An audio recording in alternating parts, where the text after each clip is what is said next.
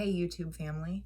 I am doing this video to just kind of tell y'all my story so that maybe you can, I really don't know. You know what? Honestly, I can't even tell you. I'm just led to do this video. And so here I am doing this video. And let me tell you, I'm nervous. You have no idea. And I don't know why. I think it's just the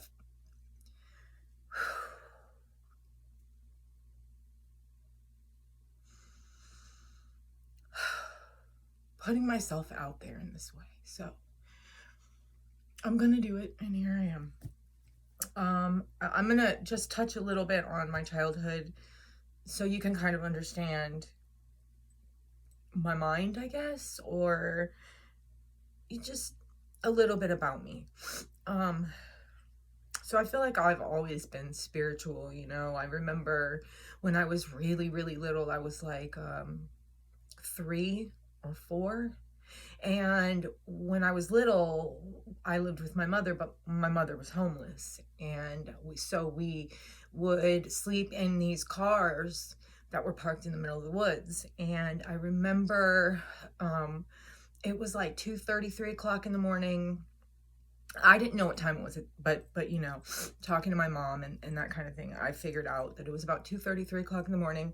And I remember waking up and looking out the window, and I saw this being or woman or whatever in white, in a long white gown. She was kind of off to the distance, but I could see her very clearly, and I remember being terrified. She wasn't doing anything terrifying. She wasn't, it was just, it was like, I guess it was shocking to me because I couldn't figure out why this woman in white was in the middle of the woods calling my name. And I could see through her, and that kind of freaked me out. So I remember, like, I woke everybody up because I was freaking.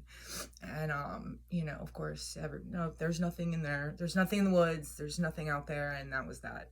And I think I've always kind of been shut down in that way, you know, like, oh, that's fantasy. It's fake. You know, I think a lot of us are shut down in those ways because our families don't know how to deal with people who, or children who are spiritually inclined, or maybe see or know things that they wonder how, so they want to shut it down maybe. And I feel like it's not about the kids, you know, it's more about calming their own fears. That's the way I'm kind of taking it anyway, or I don't know.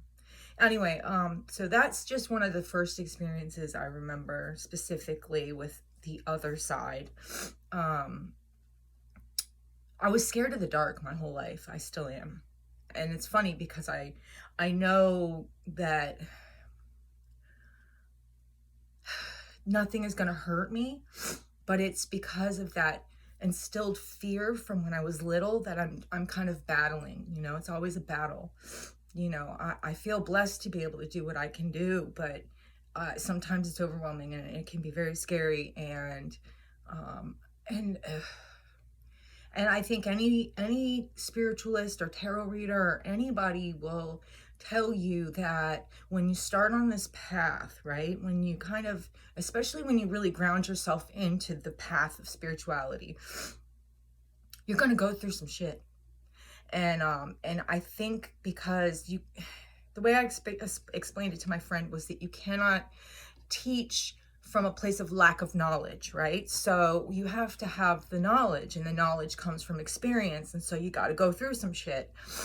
And, you know, for a long time, I guess I always thought, you know, life was happening to me, and I just didn't really understand a lot of things. I do, however, understand a lot more now. And I know that before, the old me maybe would have, you know, blamed everybody and their cousin for the shit I've gone through, but I know that I had to have that happen. So now we've kind of touched on the spirituality, well, part of the spirituality, part of this, and a little bit on the childhood. So I want to fast forward a little bit. Actually, there's one more thing. When I was 4, and this was right before we became homeless, I was raped by a neighbor. He was like 18 or something. He was our neighbors. They had little kids, and I loved those little kids. I loved playing with them, and their older sisters would watch me sometimes, and so I was very comfortable there. And I walked right next door like I would have any other day, and he was there by himself. He said they'll be right back. Come in and wait. And I went in, and then, well, I was raped.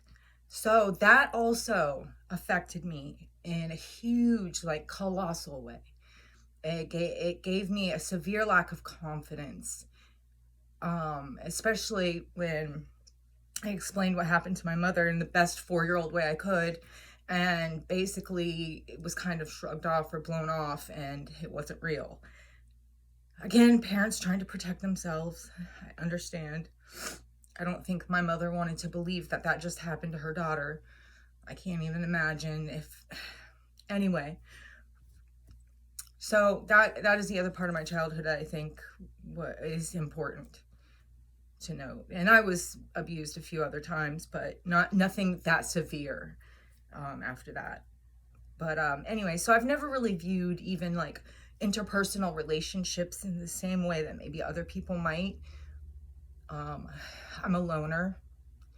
I tend to be by myself because I have a lot going on, and I like to connect with spirit as much as possible to get a handle on things and ground myself. And so I'm a loner a lot. I prefer it that way. I do like people. I love people. I want to help people. You know what I mean? I want to help people heal. But me, myself, I'm a loner, and I feel like I draw a lot of energy to be able to push out to others by being by myself. I charge myself. Okay. So to fast forward 15 years or something like that, right? 20 years, maybe, I don't know. Well, actually, we'll go to when I had my spiritual awakening. I was not spiritual. I really didn't know much about spirituality because after the things that happened to me when I was little, I kind of shut that part down in myself. I was always scared of the dark, but I just shut the rest of it down. It's not that it wasn't there. I just tried to ignore it. So I would talk to myself so that I could drown out the other voices that I was hearing. And people would be like, people make fun of it. I was drowning out something else that I just wasn't prepared to listen to. Okay, so I it's like 2014, it was 2015. And I remember I was on drugs, and I was coming off of drugs, and I had done all the detox and all that. I was fine at that point. I decided to go get high again after being clean for a little while, right? I'd actually been clean for like 2 years at that point. I decided to go get high again, so I went and got some drugs, and I brought them home. And by the way, I'm not condoning any of this because this is, no, don't go my route. I'm just saying this is what happened to me. I couldn't get high. I was like, how did I spend all this money? And I'm clean, so I know I should be getting wasted, right? I can't get high. And then I couldn't sleep. And then I couldn't sleep for the next day. And then all of a sudden, it was like, it hit me like a ton of bricks. In the lack of sleep in that state, I was able to connect to something else. And when I was connecting to that something else, it was like, the best I can say, it was like talking directly to spirit. I was asking questions in my head, all of this in my head, and I was getting the answers. And they were coming almost before I could even finish the question. And I remember feeling this incredible amount of love, like nothing I've ever felt before. And it made me see the world through the eyes of love. It was amazing. I've never been so high not being high, okay? Is the only way I can say. It was amazing. And it made me see things from a different perspective, and it made me have a faith. It gave me a bit of a faith, not a bit, it gave me a very strong faith. And I used that faith to manifest. But it wasn't long before the awakening starts to wear off and you start to fall back into old habits. And I did that. I fell back into old habits.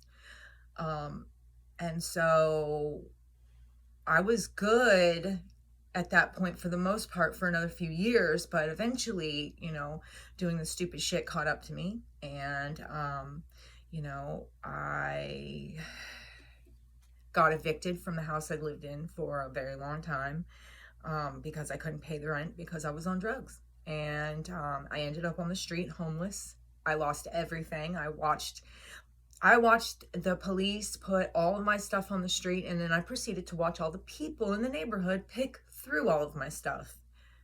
I was never so traumatized, I swear to God. I mean, you think what happened to me when I was little. I was so, because I'm like, wow, okay, this is what it is.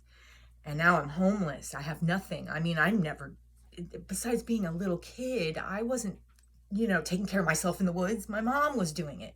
So, I was just following behind, being taken care of. Now I'm literally out on the street, homeless.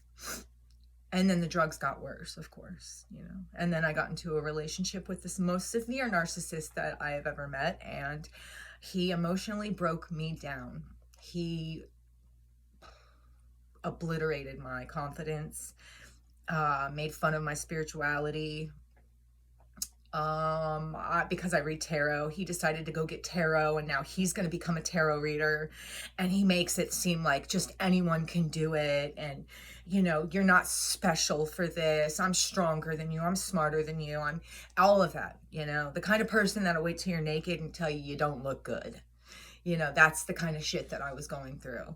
And, I may not have mentioned this throughout, and I guess I'm leaving it out on purpose. I'm not sure why. But, I had a son. I had throughout this, my child has kind of not always been, I was a very high functioning addict for a long time. So no one knew that I was doing it. No one knew anything. I worked a great job. I had a beautiful home. I supplied all these wonderful things. My kid grew up spoiled rotten. We had a great relationship. I mean, I'm telling you, it was undercover.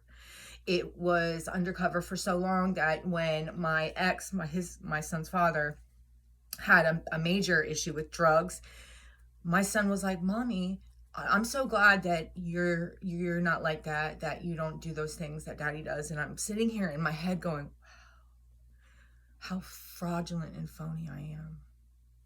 I've never been proud of that.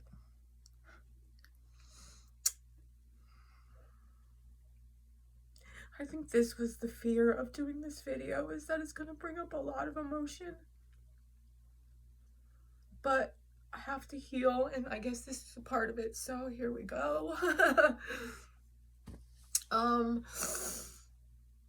So when I became homeless, my mother and my grandfather were able to take my son. So I was homeless on my own. He was never homeless. He had everything he needed and wanted, and he was well taken care of. I was always over there seeing him, but my grandfather didn't trust me because I was on drugs.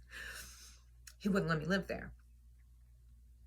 At a certain point, I was sneaking into his laundry room, which was outside of the house, and sleeping on the concrete floor at night. No one knew that. I did that for almost a year, and just couldn't kick the drugs. I just couldn't do it. I was having a hard time. I was so depressed from this shitty boyfriend that, tortured me emotionally, physically, just tortured me. And he started staying there too, in the laundry room. And eventually they did find out. And, at a certain point, my grandfather just kind of conceded to it. And he was just like, well, this is what it is. Now that's where they are, in the laundry room. And now I no longer have a laundry room. And it was like that. And I just didn't have really any emotion or care for the fact that I was railroading my grandfather and not giving a shit how he felt about anything. I was very selfish, and I was very scared, and I was very hurt and neglected and just traumatized from life. And so I was taking it out on other people. Hurt people hurt people. That's not they say it for a reason, At a certain point,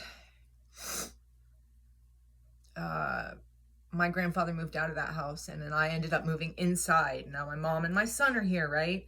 And now I'm inside. Now I've told these people that I quit drugs again, and they believe me because here I go back to high functioning addict. And even though I couldn't get a job, I couldn't keep a job to save my life. I couldn't keep myself honest. My mom, bless her soul, she just wanted to believe the things that I was saying, but it was bullshit. And that lasted about 4 solid years until about 6 months ago. My house burned down. The house burned down, and we lost every single thing we owned. Now I'm just gonna go back really quick before I get into that part, and say that in that house I had started to have a lot of spiritual shit happen. The awakening started to come back. I'm still on drugs, mind you, but I'm having these experiences, and I channeled for the first time there. There are a lot of this all happened after I broke up with my boyfriend. Yeah, I'm telling the story so terribly. So we moved into the laundry room, right? We ended up staying in the laundry room for like a year after that. So here's now year 2. My grandfather, about 6 months after that, so 2.5 years in, he says, I can't take it. I'm moving out. He moves out, and he goes all the way, like 100 miles away, right? It's like, I got to get away from these people. And I feel so bad for that. The guilt, you have no idea. But anyway, so now I'm inside, right? And at a certain point, my shitty boyfriend does enough stupid shit and ends up getting himself put in prison. So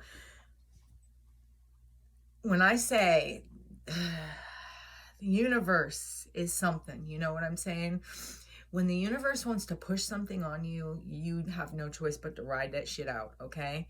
And to fight against it is just pointless, really, truthfully. I fought against it as long as I could.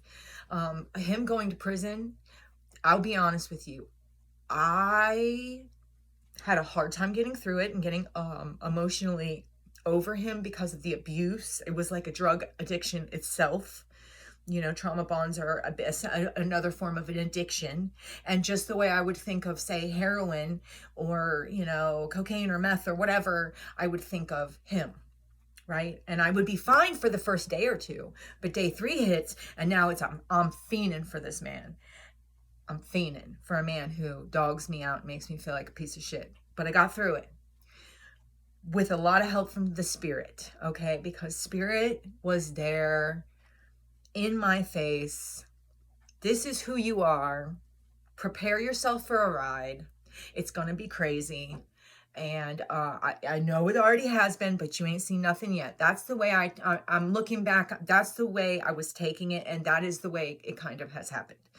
So I'm having all these spiritual experiences. I'm channeling, and the channel kind of scares me sometimes because I've channeled, maybe not always. I've had it like 2 times where I've channeled something that I just did not feel comfortable with, and it kind of scared me from channeling for a little while. I mean, I've done it since, and I've had really great experiences, but I think I was not mentally prepared or spiritually prepared for channeling at that time when I was actively searching it out. Because after the first time, I was like, oh, there's nothing like listening to the voice of someone that you have known from before time began and will always know and always have known, and they are telling you that they love you and that you are worth more than what you give yourself. And this is what I'm hearing from this channel, this being telling me, you are my daughter, I love you, you need to take care of yourself, you have so many gifts to offer, and you're selling yourself short, and you're not happy, and you're not doing the work. And what is wrong? Why? You know, love yourself. We love you. You're beautiful. All these great things, right? And the realization that I didn't love myself started then. It took me into an abyss of depression and shit before the house burned down. I wanted to be an online tarot reader. I made many, many videos, never posted one. I made even YouTube channels, didn't use them. I was, and I'm still scared, but I'm doing it anyway. But the house burned down. Losing every single thing I've ever owned was a very traumatic experience again, but this time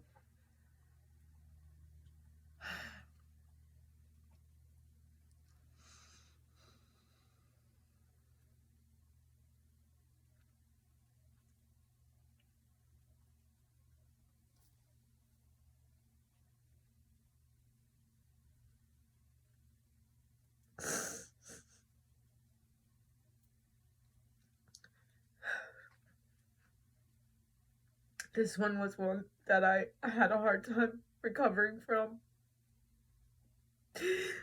Fire is a very destructive force. You know, looking back, the truth is it needed to happen because I was very complacent. I hadn't made a change. I needed to, and I knew it. I was being urged and pushed by my spiritual team constantly, and I was ignoring it and continuing on the road of misery. And I think that they just said, okay, since this is what you're gonna do, we're gonna make you do the work. We're gonna make you. And that's what they did. So, my son is with family friends, and he's in a wonderful place, and he's doing really, really well, and I miss him terribly, and my heart aches for him daily. But I also we had to all separate. I ended up homeless again after the fire for maybe a month or so, and I OD'd like 5 times in that month. And all of a sudden, the last time I said, enough is enough. I'm 44 years old, and I'm ODing in the back of a fucking racetrack. People, okay? People, listen. When I say I've fucking been there, and I've done it, and I've gone through, you have no idea. This is just touching on some of the main events. So I decided to beg my grandfather for an opportunity to go out to his place, which was in the middle of nowhere. I don't have a car. So he let me, and I stuck myself out there. I did it because I wanted to live. I'm tired of dying, okay? I'm tired of dying. I want to live. So I went out there, and it was hard. I left. I lasted 3 weeks. I went right back to the dope.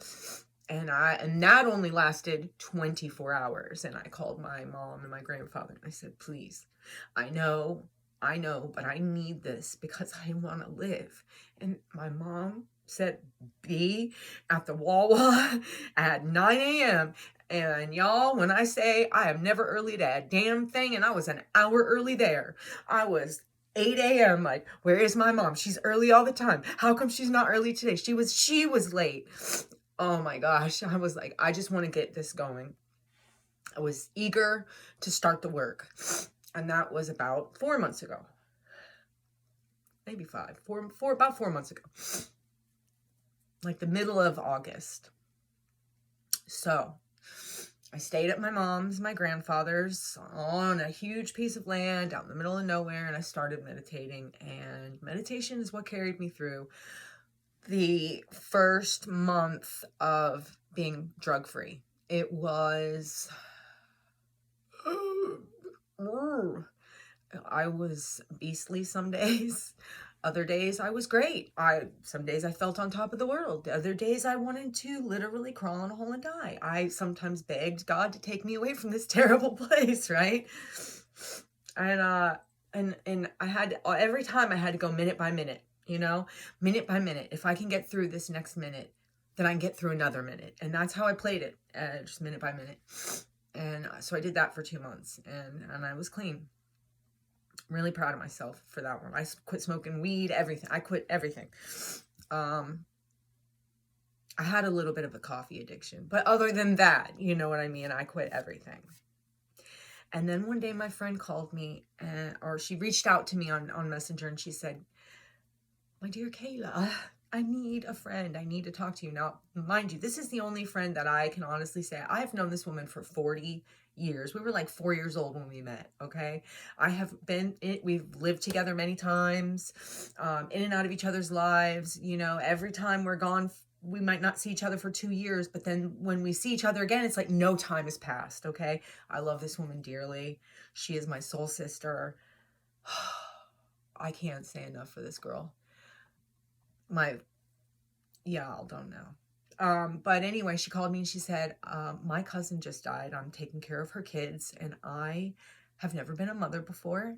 This is a 13-year-old and two twin 7-year-olds, and I need your help. Please, sister, think about moving to another state with me.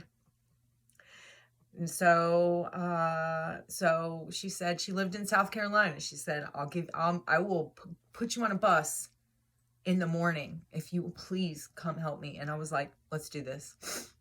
Let's do it. And I did. I got on a bus the next day. I spent 24 hours on that stupid Greyhound, and I was nervous as hell the whole time. And I got here, and I realized it every single day, I'm home. I found it. I found home. I love it here. It's incredible.